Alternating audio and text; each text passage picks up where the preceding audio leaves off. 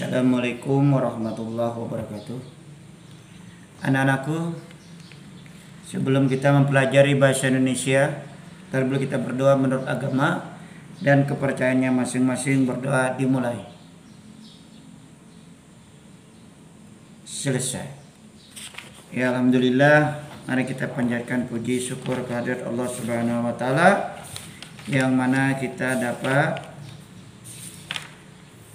mempelajari mata pelajaran bahasa Indonesia. Masalah silakan dibuka halaman 19 buku Timah 1. Bapak mengulang masalah tempat hidup tumbuhan bakau. Perhatikan baik-baik buku kamu ya.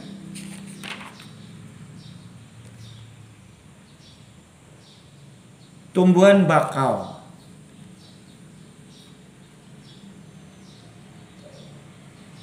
Di Indonesia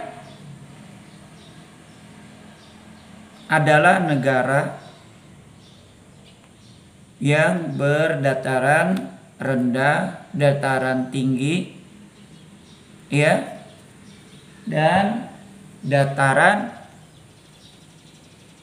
yang Bapak lihat itu apa namanya? Pertama dataran rendah, ya, dataran tinggi. Nah, kita mempelajari masalah dataran rendah. Dataran rendah adalah dataran yang memiliki ketinggian kurang lebih 500 meter di atas permukaan laut atau pantai, termasuk dalam jenis ketampakan alam dataran rendah.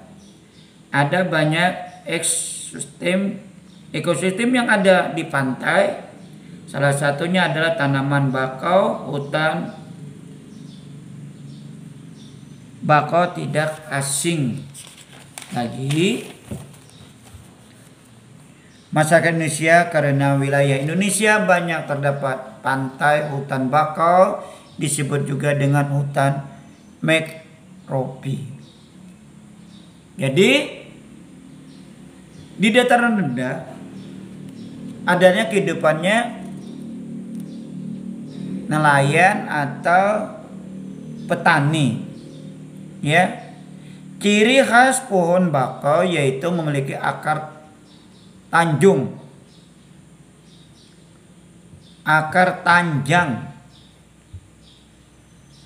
yang tumbuh menyembul dari batang bawah yang berfungsi untuk memperkukuh cengkraman pohon agar tidak rebah saat terkena ombak laut. Nah, itu bakau itu dibudidayakan untuk mencegah abrasi yang disebabkan oleh gelombang pasang air. Bahkan bakau juga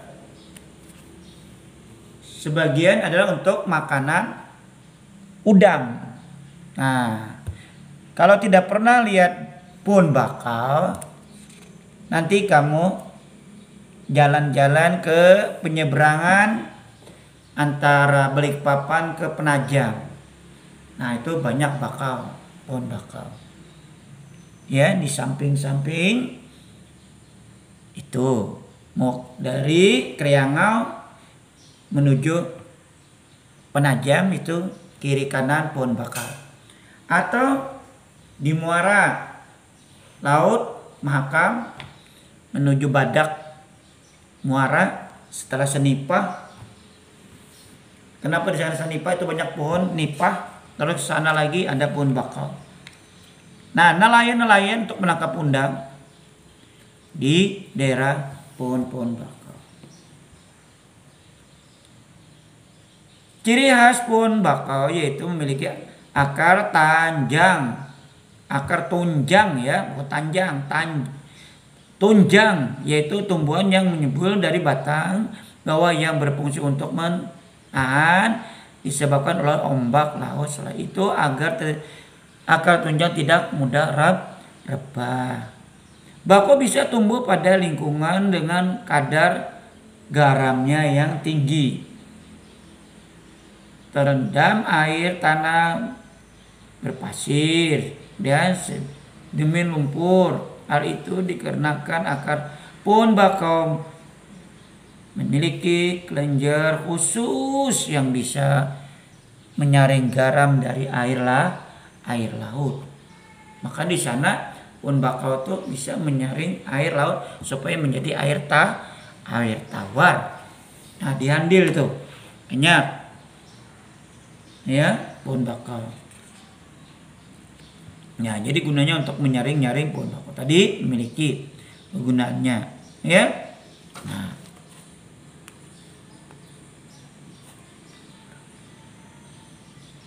orang yang hidup di wilayah pesisir namun sangat disayangkan sejak pertengahan tahun 1980-an hampir sebagian besar kawasan pesisir di Indonesia telah mengalami kerusakan cukup parah, terutama diakibatkan oleh pengalihfungsian hutan. Petani menjadi lahan pertambak untuk tambak dan perhutanan lainnya. Jadi hutan bakau banyak dibabat oleh petani untuk apa? Bikin tambak-tambak. Ya, lihat saja di pesisir Handil 2 tambak. Akhirnya kan dibabat, dipotongi kertas pohon itu untuk mencegah abrasi. Tapi kebanyakan dibabat, diambil, nanti kamu tolak saja dari Semboja terus ke kiri pinggir pantai banyak orang-orang bikin pinggir pantai bikin tambak karena banyak dibabati oleh masyarakat, bikin tambak hampir sepanjang Semboja itu. Lihat saja kamu jalan-jalan akan lihat. Akhirnya apa? Pengikisan. Akhirnya menjadi laut, menjadi dangkal disebabkan oleh apa? Abrasi. Nah, untuk mengembalikan fungsi manfaat setara jenis lingkungan ekosistem hutan bakau dan hutan pantai lainnya diperlukan upaya-upaya direhabilitasi.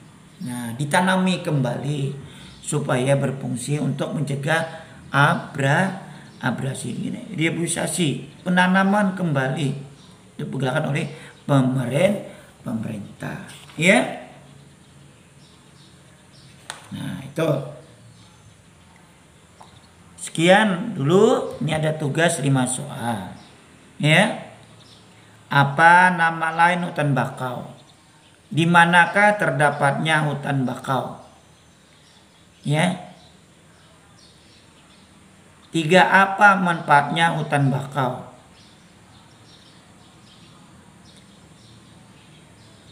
Apa ciri khas dari pohon bakau?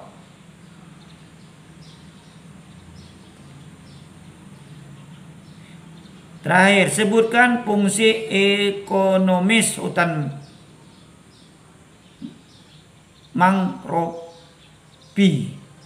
Nah, jadi sebutkan fungsi ekonomis hutan mangrove.